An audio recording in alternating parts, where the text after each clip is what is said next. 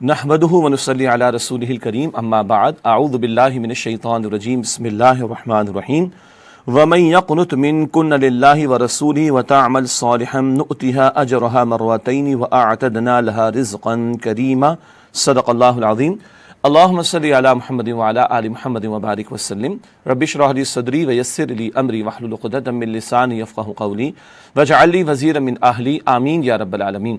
ناظرین کرام السلام علیکم ورحمۃ اللہ وبرکاتہ۔ الحمدللہ خلاصہ مضامین قرآن حکیم کا سلسلہ وار بیان جاری ہے، اور آج انشاءاللہ ہم قرآن حکیم کے 22ویں پارے کے موضوعات اور مضامین کا مطالعہ کریں گے۔ قرآن حکیم کے 22ویں پارے میں سورہ احزاب کے آخری 6 رکوع، پھر 6 رکوعوں کے ساتھ سورہ سبا مکمل، اور 5 رکوعوں کے ساتھ سورہ فاطر مکمل، اور سورہ یاسین کا پہلا رکوع شامل ہیں۔ آئیے سورہ احزاب کے تعلق سے بات کو اور مطالعے کو آگے بڑھاتے ہیں۔ سورہ احزاب کا 4واں رکوع ہے، 22واں پارہ ہے، اور آیات 28 سے 34 نبی اکرم صلی اللہ علیہ وآلہ وسلم کی دنیا سے بیزاری سے مراد بے رغبتی کا معاملہ۔ آپ تو اللہ رب العالمین کے ہی طلبگار تھے، آخرت کے ہی طلبگار تھے، اور یہی آپ نے پوری امت کو تعلیم دی ہے۔ اس مقام پر اللہ سبحانہ وتعالیٰ نے ازواج مطہرات سے بھی خطاب فرمایا، اور ان کے توسط سے اہل ایمان کی عورتوں کے لیے بھی بڑی اہم ہدایات عطا فرمائی۔ ان کا ذکر آگے آیا چاہتا ہے۔ غزوہ بنو قریظہ کا معاملہ ہوا غزوہ احزاب کے بعد، اور اس کے بعد مسلمانوں کو بڑی مقدار میں مال و دولت ملا۔ اللہ سبحانہ وتعالیٰ نے عام مسلمان گھرانوں کو بھی خوشحالی عطا فرما دی۔ تو ایسے میں نبی اکرم علیہ الصلوۃ والسلام کے گھرانے میں اب بھی فقر ہی کا عالم تھا، اور وہی سادہ اور انتہائی سادہ طرز زندگی اختیار کیا گیا تھا۔ کبھی کبھی آ کر منافقین، ابھی تب حجاب کے احکامات نہیں آتے، تو توجہ دلاتے کہ بھائی اس گھرانے میں بھی خوشحالی آنی چاہیے، اور کیوں نہ آپ صلی اللہ علیہ وسلم کے ازواج مطہرات کے لیے بھی کوئی اہتمام ہو جائے۔ بہرحال ازواج مطہرات رضی اللہ تعالی عنہن اجمعین نے نبی علیہ السلام کے سامنے ایک خواہش کا اظہار کیا کہ کچھ ہمارے لیے بھی اہتمام ہو جائے، کیونکہ عام گھرانوں میں بھی خوشحالی تو آ گئی تھی مسلمانوں کے ہاں، تو یہ کوئی مطالبہ ناجائز بھی نہیں تھا۔ اللہ کے پیارے نبی علیہ الصلوۃ والسلام نے اس بات کو پسند نہیں فرمایا اور ناراضگی کا اظہار فرمایا، اور 1 مہینے تک آپ نے علیحدگی اختیار کر لی، کیونکہ آپ تو بالکل خالصتاً اللہ ہی کو چاہتے تھے اور آخرت کے طلبگار تھے۔ 1 مہینے کے بعد اللہ تعالیٰ نے وحی عطا فرمائی، آیت عطا فرمائی، اس کو آیت تخییر کہا جاتا ہے، اختیار دے دیا گیا۔ فرمایا اللہ کے رسول علیہ السلام نے تمہیں دنیا چاہیے، اپنے ازواج مطہرات سے فرمایا تو میں تمہیں دے دلا کے رخصت کر دوں عمدگی کے ساتھ، اور تمہیں اللہ اور اللہ کا رسول اور آخرت چاہیے تو پھر اسی طرح گزارا کرنا ہوگا۔ تمام ازواج مطہرات نے اسی طرح، یعنی فقر کے ساتھ، سادگی کے ساتھ، انتہائی سادگی اور بہت ہی لو پروفائل جسے ہم کہتے ہیں نا، بہت ہی سادہ طریقے پہ زندگی گزارنا، اسی کو پسند کیا، اور تمام ازواج مطہرات نے نبی اکرم علیہ الصلوۃ والسلام کے اس پورے مشن میں، دین کی جد و جہد کے مشن میں ساتھ دیا، اور انتہائی سادہ طرز زندگی انہوں نے اختیار کی۔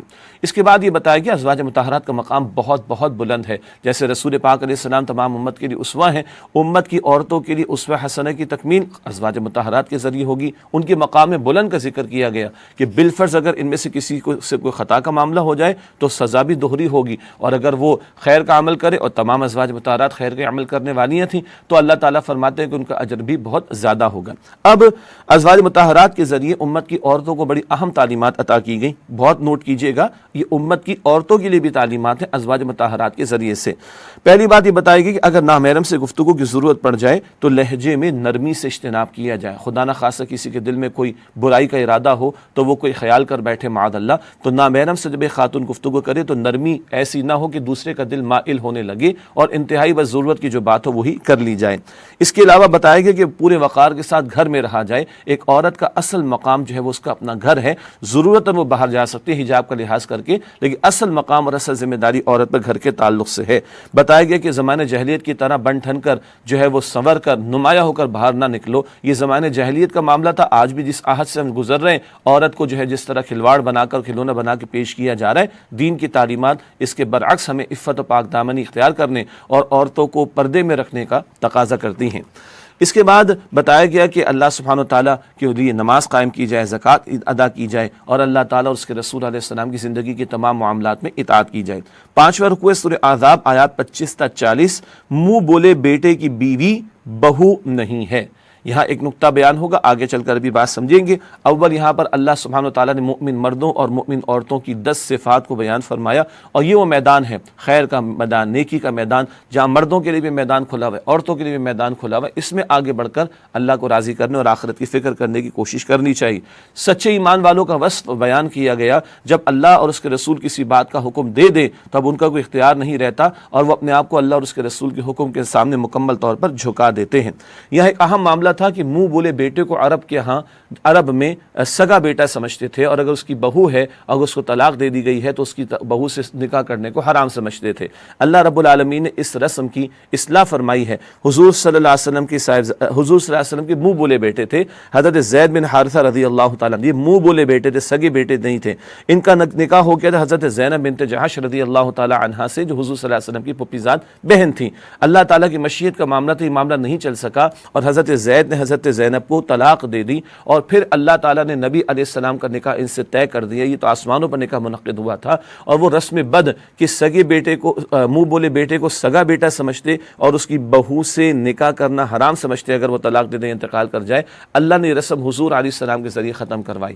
یہیں پر ختم نبوت کا اعلان ہے کہ ما کان محمد ابا احد من رجالکم ولکن رسول اللہ و خاتم النبیین، محمد صلی اللہ علیہ وسلم تم میں سے مردوں میں سے کسی کے والد نہیں، ہاں وہ اللہ کے رسول خاتم النبیین ہے۔ آپ پر آ کر نبوت کا سلسلہ بالکل ختم ہو گیا، وہی کا دروازہ اب بند، چنانچہ یہ رسم بد بھی اللہ کے رسول کے ذریعے ختم کروا دی گئی۔ بتایا گیا کہ اللہ کے جو پیغمبر ہوا کرتے ہیں وہ تو صرف اللہ تعالیٰ سے ہی ڈرتے، اور اللہ کی دین کی دعوت کہنے میں وہ کسی کا خیال، یعنی کسی کو خاطر میں نہیں لاتے، کسی کا خوف نہیں رکھتے۔ رکو نمبر 6 سورہ آداب کی آیات 41 تا 52، اللہ تعالیٰ کا خوب ذکر کرو۔ ذکر ہے کہ صبح و شام کثرت سے اللہ سبحانہ تعالیٰ کا ذکر کیا جائے۔ اللہ تعالیٰ ہر آن ان پر رحمتوں کا نزول فرماتا ہے، اور اس کے فرشتے بھی مؤمنوں کے لیے دعائے رحمت کرتے ہیں اللہ سبحانہ تعالیٰ کی حضور، تو ذکر الہی سے اللہ کی رحمت متوجہ ہوتی ہے۔ نبی اکرم صلی اللہ علیہ وسلم کی بڑی پیاری شانیں بیان کی گئی اور آپ کی ذمہ داریوں کا ذکر کیا گیا۔ آپ اللہ کے دین کی گواہی دینے والے ہیں، اور آپ بشارت دینے والے ہیں، آپ ڈرانے والے ہیں، اللہ کی طرف دعوت دینے والے ہیں، اور ہدایت کا روشن چراغ ہے صلی اللہ علیہ وآلہ وسلم۔ بتایا گیا کہ مؤمنوں کو اللہ کی طرف سے بہت بڑے انعام کی خوشخبری سنا دیجیے، جبکہ کافروں اور منافقین کی بات کو اہمیت نہ دیں اور ان کی جو شرارتیں اس سے رنجیدہ نہ ہوں۔ اللہ سبحانہ وتعالیٰ ان سے نمٹ لے گا، اور اللہ کے پیارے نبی علیہ السلام کو اور آپ کے ذریعے صحابہ کرام کو استقامت کی تلقین کی گئی۔ 7واں رکوع سورہ آداب کی آیت نمبر 53 تا 58، پردے کا حکم۔ اس مقام پر تذکرہ ہے کہ گھروں میں بلا اجازت داخل نہ ہو، اس کا ایک خاص پس منظر تھا۔ پھر ہدایات عطا کی گئیں کہ اللہ سبحانہ وتعالیٰ یہ فرماتا ہے کہ کسی کے گھر میں جاؤ تو اجازت لے کر جاؤ، بلا وجہ وہاں پر بیٹھنے کی کوشش نہ کرو۔ ایک خاص معاملہ پیش آئے، اس کے تناظر میں یہ ہدایات آئی ہیں۔ اور پھر اللہ کے پیارے پیغمبر علیہ السلام کے صحابہ کو اولاً حکم ہوا کہ نبی صلی اللہ علیہ وسلم کی ازواج مطہرہ سے کچھ مانگنا ہو، کچھ پوچھنا ہو تو پردے کے پیچھے سے، من وراء حجاب، حجاب کا لفظ قرآن میں اس مقام پر آیا۔ فرمایا تمہارے ان کی دلوں کے لیے پاکیزہ تر ہے۔ سبحان اللہ، پاکیزہ ترین عورتیں ازواج مطہرات، اور انبیاء کے بعد پاکیزہ ترین جماعت صحابہ کرام کی۔ اللہ فرماتا ہے نبی کی بیویوں سے کچھ مانگنا، کچھ پوچھنا ہو تو پردے کے پیچھے سے مانگنا، حجاب کے پیچھے سے مانگنا، یہ تمہارے ان کی دلوں کے لیے بہتر ہے۔ بس ہم اندازہ کر لیں کہ ہمارے معاملات اور حالات کیسے، ہمیں کس قدر حجاب اور پردے کے احکامات کی پاسداری کی ضرورت ہے۔ اعلان کیا گیا کہ اللہ سبحانہ وتعالیٰ اپنے حبیب علیہ السلام پر رحمت نازل فرماتے، اس کے فرشتے بھی رحمتوں کی دعا کرتے۔ یا ایھا الذین آمنوا صلوا علیہ وسلموا تسلیما، اے ایمان والو تم بھی نبی علیہ السلام پر صلاۃ یعنی درود بھیجو اور سلام بھیجو، جیسے کہ سلام بھیجنے کا حق ہے۔ اللہم صلی وسلم علی نبینا محمد۔ بتایا گیا کہ جو لوگ گستاخیاں کر رہے ہیں نبی اکرم علیہ السلام کی شان میں، دراصل وہ اللہ تعالیٰ کی شان میں گستاخی کرتے ہیں۔ ایسے گستاخوں پر دنیا اور آخرت میں لعنت ہے، اور اسی طرح جو لوگ سچے ایمان والوں کو تکلیف دیتے ہیں یہ لوگ بھی بہت بڑے مجرم ہیں، وہ اللہ کی پکڑ میں مبتلا ہوں گے۔ رکو نمبر 8 ہے آیات 59 تا 68 اور چہرے کے پردے کا حکم۔ اللہ تعالیٰ نے یہ حکم دیا، اے نبی علیہ السلام اپنی بیویوں سے، اپنی بیٹیوں سے اور امت کی عورتوں سے فرما دیجئے یدنین علیہن من جلابیبہن، اپنی بڑی چادروں میں سے اپنے اوپر سے لٹکا لیں۔ بہت سارے اہل علم اس سے یہ مفہوم لیتے ہیں ایک نامحرم کے سامنے ایک خاتون کو اپنے چہرے کو بھی چھپانا چاہیے، اوپر سے ڈھانپنا، وہ جس کو گھونگھٹ نکالنا کہا جاتا ہے، اور جلباب بڑی چادر کو کہا جاتا ہے، اس کو اختیار کیا جائے گا۔ تو گھر سے باہر خاتون جائے تو اب حجاب کا معاملہ ہوگا، پورے جسم کو تو چھپانا ہی ہے، بڑی چادر لینی ہے، وہ عبایا کی شکل ہو، کوٹ کی شکل ہو، بڑی چادر کی شکل ہو، اور اوپر سے لٹکا لیا جائے، وہ نقاب کی شکل ہو، گھونگھٹ کی شکل ہو، نامحرم کے سامنے چہرے کو بھی چھپایا جائے۔ اکثر اہل علم کی یہی رائے رکھتی ہے۔ اس کے بعد ذکر ہے کہ جو لوگ گستاخیاں کر رہے ہیں نبی اکرم علیہ الصلوۃ والسلام کی شان میں، اس قابل ہے کہ ان پر لعنت ملامت کی جائے اور ان کو قتل کر کے ان کی لاشوں کے ٹکڑے ٹکڑے کر دیے جائیں۔ اللہ اکبر، یہ سخت سزا اللہ بیان فرما رہے۔ بتایا گیا کہ روز قیامت مجرمین کے چہروں کو جہنم کی آگ میں الٹ پلٹ کیا جائے گا، تو حسرت سے کہیں گے کہ کاش ہم نے اللہ اور اس کے رسول کی بات مانی ہوتی، ہم نے دنیا دار قائدین کی پیروی نہ کی ہوتی جنہوں نے ہمیں گمراہ کر رکھا، مگر ان حسرتوں کا کوئی فائدہ نہیں ہوگا اور ان لوگوں کو عذاب میں مبتلا کیا جائے گا۔ رکو نمبر 9 آخری رکو سورہ احزاب کا آیات ہیں 69 تا 73۔ اللہ تعالیٰ کے رسول علیہ السلام کو مت ستاؤ، یہاں ذکر کیا گیا اللہ تعالیٰ کا تقوی اختیار کرو، اپنی زبان کی حفاظت کرو۔ موسیٰ علیہ السلام کی قوم نے جس طرح کو ایذا پہنچائی انفرادی معاملات میں، اجتماعی معاملات میں، تم اپنے پیغمبر علیہ السلام کو ایذا نہ پہنچانا۔ بتایا گیا کہ زبان کی حفاظت کرو گے تمہارے اعمال کی اللہ اصلاح فرما دے گا، تمہارے گناہوں کو بخش دے گا۔ یہ بھی فرمایا گیا کہ اللہ تعالیٰ نے ایک امانت کا بوجھ آسمان و زمین و پہاڑوں پر ڈالا تو وہ تو خوف زدہ ہو گئے، اس بوجھ کو انہوں نے نہ اٹھایا۔ ایک رائے کہ یہ روح کا معاملہ تھا جو انسان میں ڈالی گئی، اور وہی الہی انسان ہی کو اللہ تعالیٰ نے عطا فرمائی اور روح ہی اس کے بوجھ کو سہار سکتی ہے۔ اس روح کے آ جانے کے بعد انسانوں کی 3 اقسام کا بیان ہے۔ ایک وہ لوگ ہیں جو روح کے تقاضوں پر عمل کریں، وہی کامیاب ہوں گے، اور ایک وہ لوگ ہیں جو مشرک ہیں، یا وہ لوگ کہ جو منافقین ہیں، یہ وہ لوگ ہیں کہ جن لوگوں نے اس وحی کا انکار کیا ہے اور اس کے تقاضوں پر عمل نہیں کرتے، یہ ہیں جو بدترین درجے میں ہوں گے اور اللہ تعالیٰ کے عذاب میں مبتلا کیے جائیں گے۔ اللہ تعالیٰ ہم سب کو روح کے تقاضوں پر عمل کرنے کی توفیق عطا فرمائے۔ اس کے بعد سورہ سبا ہے، اور مکی صورت ہے، اور مؤثر تذکیری بیان اس صورت میں ہمارے سامنے آ رہا ہے۔ پہلا رکوع ہے آیات 1 تا 9، ظہور قیامت قدرت باری تعالیٰ کا مظہر۔ بتایا گیا اللہ سبحانہ و تعالیٰ ہی ہے کہ جو اپنے حکم سے قیامت کو برپا کر کے رہے گا، اللہ تعالیٰ ہے کہ اس روز وہ نیک بندوں کو بخشش اور عمدہ رزق عطا فرمائے گا، اور جو لوگ اللہ تعالیٰ کے احکامات پہ رکاوٹیں ڈالتے ہیں اللہ تعالیٰ انہیں بدترین عذاب میں مبتلا کیا جائے گا۔ اللہ چاہے تو فوری بھی زمین میں دھسا دے ان لوگوں کو، یا آسمان کے ٹکڑے ان پر گرا دے، لیکن اللہ تعالیٰ کی رحمت ہے وہ فوراً نہیں پکڑتا، اصلاح کے لیے بندوں کو مہلت دیتا ہے، اس کی شان کریمی۔ اس کے بعد رکوع نمبر 2 ہے سورہ سبا کی آیات 10 تا 21، ناشکری کا انجام۔ یہاں پر پہلے شکر گزار بندوں میں سے حضرت داؤد علیہ السلام، حضرت سلیمان علیہ السلام پر انعامات کا تذکرہ ہے، یہ تو اللہ تعالیٰ کے بہت شکر گزار بندے تھے۔ پھر قوم سبا کا ذکر ہے، یمن کے علاقے میں قوم آباد تھی، اللہ تعالیٰ نے بہت سارے انعامات اس کو عطا فرمائے، خوب کھیت عطا فرمائے، فصلیں عطا فرمائی، تجارت عطا فرمائی، اور خوب پھل ان کے پاس آیا کرتے تھے، اور بڑی تجارتی سرگرمیاں ان کو اللہ نے عطا فرمائی تھیں، بڑے تجارتی روٹس ان کے تھے، یہ یمن سے فلسطین سے سفر کرتے تھے، اور اللہ سبحانہ تعالیٰ نے ان کے لیے بڑی آسانی عطا فرمائی تھی، مگر ان کو ایڈونچر سوجا، کہنے لگے اللہ ہمارے سفر کو طویل فرما دے، یہ تو ہم فوراً راستے جو ہے وہ طے کر لیتے ہیں۔ اس طرح انہوں نے ناشکری کی روش اختیار کی تو اللہ سبحانہ تعالیٰ نے ایک سیلاب کے ذریعے ان کے باغات کو اجاڑ دیا، ایک بہت زور کا سیلاب آیا، بند ٹوٹ گیا، اور ان کے سارے پھلوں کو، فصلوں کو، کھیتوں کو اللہ تعالیٰ نے برباد کر دیا۔ اس کے بعد سزا یہ دی کہ ان کی جگہ کسی اور قوموں کو یہ تجارتی روٹس اللہ تعالیٰ نے عطا کر دیے، اور ان کو اپنے علاقے چھوڑ کر منتشر ہونا پڑا۔ اب تاریخ میں اس قوم کو فقط افسانہ ہی رہ گیا، ناشکری قوم، اللہ تعالیٰ نے اس کو عبرت بنا دیا۔ اللہ تعالیٰ ہمیں اپنے شکر گزار بندوں میں شامل فرمائے، اور اپنی ناشکری سے اللہ تعالیٰ ہم سب کی حفاظت فرمائے۔ رکوع نمبر 3 ہے سورہ سبا کی آیات 22 تا 30۔ نبی اکرم صلی اللہ علیہ وسلم رسول کامل ہیں۔ پہلے اس رکوع میں ذکر ہے کہ مشرکین نے فرشتوں کو اللہ تعالیٰ کی بیٹیاں قرار دیا، اللہ سبحانہ و تعالیٰ جو ہے وہ اس شرک کی نفی کرتا ہے۔ واضح کیا گیا کہ فرشتے تو اللہ تعالیٰ کی عاجز مخلوق ہیں، ان کا آسمان و زمین کی تخلیق و کائنات کے نظام چلانے میں کوئی اختیار نہیں، اللہ کے اذن کے بغیر نہ وہ بات کر سکیں، نہ وہ کسی کی شفاعت کر سکیں گے۔ بتایا گیا کہ نبی اکرم علیہ الصلوۃ والسلام تمام انسانوں کے لیے رسول ہیں، وما ارسلناک الا کافۃ للناس بشیرا ونذیرا، اے نبی ہم نے آپ کو تمام انسانوں کے لیے بشیر اور نذیر بنا کر بھیجا۔ تو رسول اللہ علیہ السلام کی رسالت یونیورسل ہے، اور آپ تمام انسانیت کے لیے اللہ کے پیغمبر ہیں۔ اس کے بعد رکوع نمبر 4 ہے آیات 31 تا 36، دنیا دار قائدین کی پیروی کا انجام۔ یہ موضوع بار بار قرآن حکیم میں آتا ہے۔ روز قیامت کا منظر کھینچا گیا ہے، وہاں پر مجرمین کے جو لیڈر تھے، گناہ گار تھے، اور گمراہی کے راستے پر چلنے والے، دوسروں کو بھی اپنے پیچھے چلانے والے تھے، ان کا تذکرہ آتا ہے کہ ان کے پیروکار ان سے کہیں گے کہ اگر تم نہ ہوتے تو سیدھی راہ پر ہوتے۔ تو گمراہ کرنے والے ان کی لیڈر اور قائدین کہیں گے ہمیں تم پر کوئی اختیار تو حاصل نہیں تھا، تم خود جرائم کی لذت چاہتے تھے اور اپنے ان مزوں کو جاری رکھنا چاہتے تھے، اسی لیے ہمارے پیچھے پیچھے چلتے تھے۔ پیروکار ان کے کہیں گے ہرگز نہیں، بلکہ تم نے نئے نئے دلائل پیدا کر کے اور جواز پیش کر کے ہمیں گمراہ کرنے کی کوشش کی، اب وہ اپنے کیے پر پشیمان ہوں گے۔ یہ بڑے چھوٹوں پر، چھوٹے بڑوں پر لعنت کر رہے ہوں گے، لیکن ان مجرمین کی کوئی داد رسی کا معاملہ نہیں ہوگا۔ اللہ تعالیٰ ہمیں گمراہ لوگوں کی پیروی سے بچائے اور نیک لوگوں کے ساتھ جڑنے اور ان کے ساتھ آگے بڑھنے کی توفیق عطا فرمائے۔ رکو نمبر 5 ہے سورہ سبا کی آیات 37 تا 45۔ اللہ تعالیٰ کی قربت مال و اولاد سے نہیں، نیکیوں سے ملتی ہے۔ بہت پیارا مقام اس مقام پر آیا، فرمایا کہ دیکھو یہ مال اولاد تو اللہ تعالیٰ نے دنیا کا نظام چلانے کے لیے تمہیں عطا کی ہے، یہ وہ نہیں کہ جن سے اللہ تعالیٰ کا قرب مل جائے۔ اللہ تعالیٰ کہ قرب کی علامت یہ نہیں کہ دولت کی فراوانی ہو جائے کسی کے پاس، ضروری نہیں، نہ کثرت اولاد اللہ تعالیٰ کی رضا کی علامت ہے، یہ تو آزمائش کا معاملہ، کسی کو زیادہ دیا کسی کو کم دیا، امتحان کے لیے۔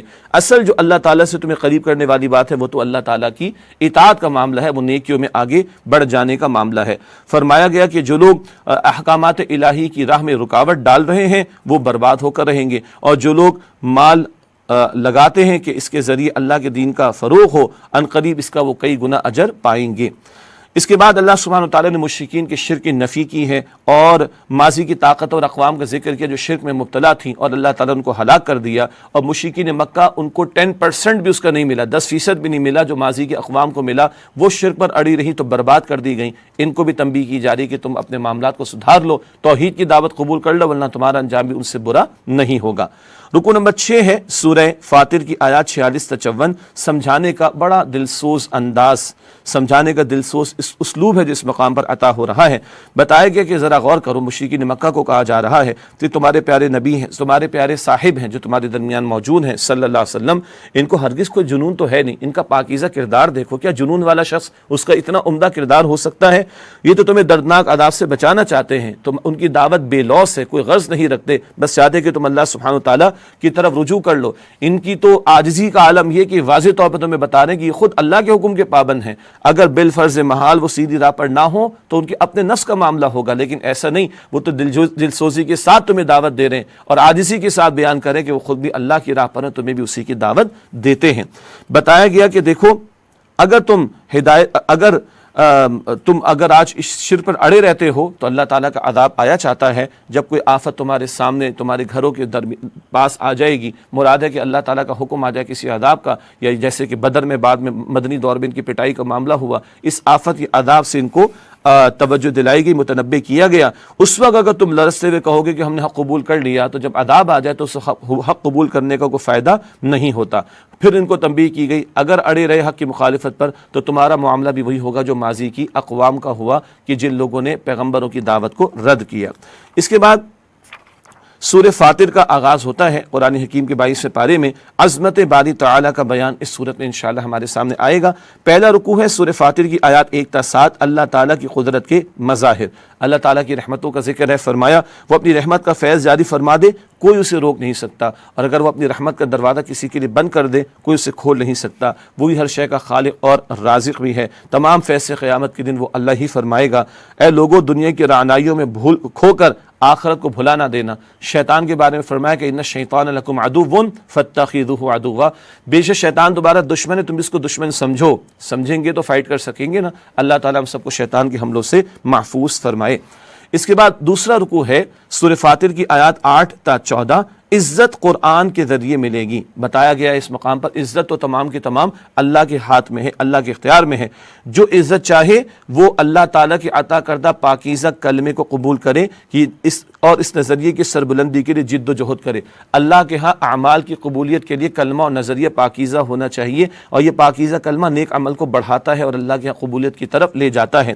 اللہ تعالیٰ کا عطا کردہ پاکیزہ نظریہ جس سے ہمیں عزت ملے گی وہ اللہ کی کتاب قرآن حکیم ہے۔ اللہ کے نبی علیہ السلام نے فرمایا اس قرآن کی بدولت اللہ قوموں کو عروج دے گا اور ترک کر دینے کی وجہ سے قوموں کو ذلیل اور رسوا کر دے گا۔ یہ صحیح مسلم شریف کی روایت ہے۔ آج ہم بھی عزت چاہتے تو قرآن کو تھامنا ہوگا، اس کے حقوق ادا کرنے ہوں گے، اس پر ایمان بھی ہو، اس کی باقاعدہ تلاوت بھی ہو، اس کو سمجھنے کی کوشش بھی ہو، اس کے احکام پر عمل، ان کے نفاذ کی جد و جہد بھی ہو، اور اس کے پیغام کو دوسروں تک پہنچانے کی کوشش بھی ہو۔ اللہ تعالی ہم سب کو اس کی توفیق عطا فرمائے۔